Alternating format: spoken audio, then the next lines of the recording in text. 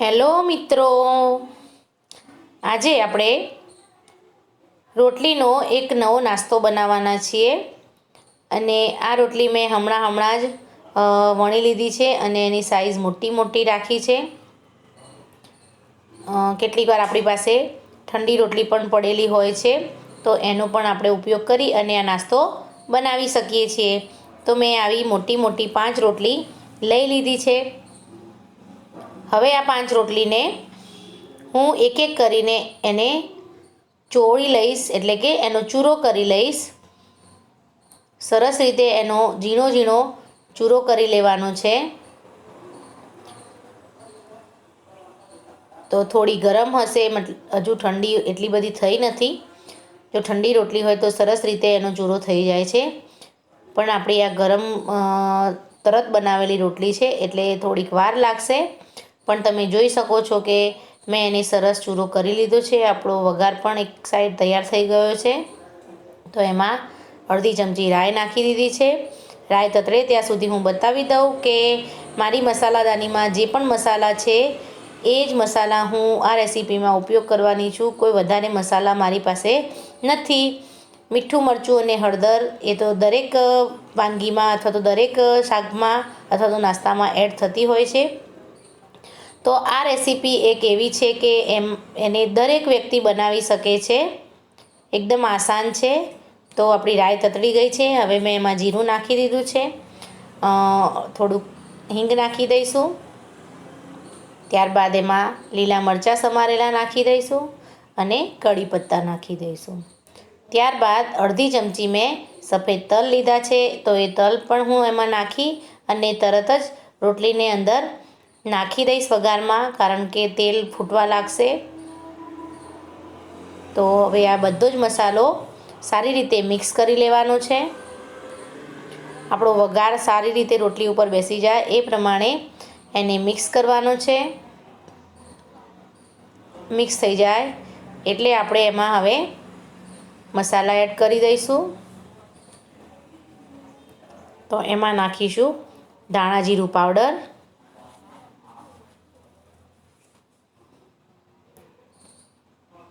ત્યારબાદ નાખીશું હળદર.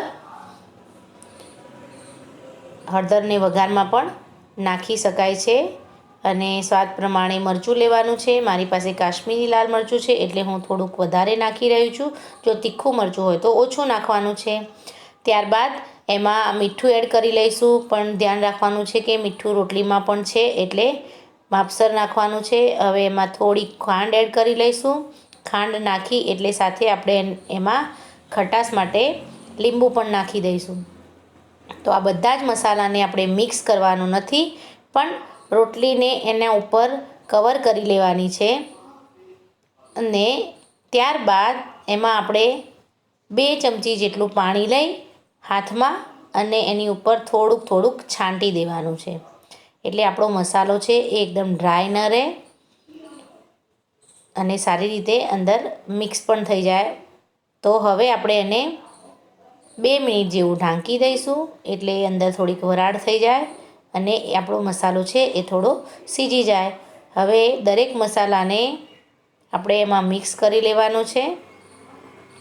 સારી રીતે મિક્સ થઈ જાય એટલે હવે આપણે જોઈશું કે આપણી રોટલી એકદમ સરસ સુવાળી અને પોચી બની છે. જો તમારે કડક બનાવવી હોય, કેવડા ટાઈપ બનાવવી હોય તો તમે આમાં પાણી એડ ન કરતા અને એને વધારે સમય આવી રીતે સાંતળતા રહેશો તો આપણી આ વઘારેલી રોટલી ચેવડા સ્ટાઇલમાં પણ બની જશે. તો તમે પણ આવી રીતે ઘરમાં બનાવી શકો છો અને ખાસ કરીને કોઈ પણ વ્યક્તિ બનાવી શકે છે.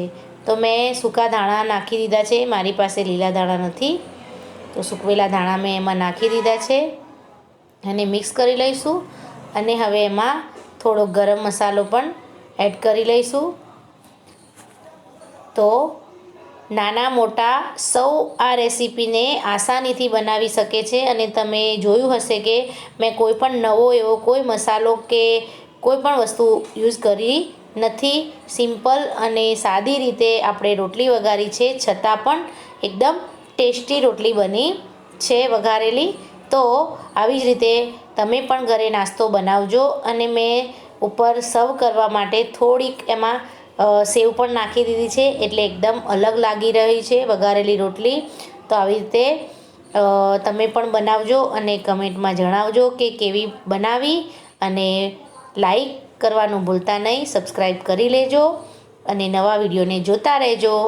મળીએ ત્યાં સુધી આવજો.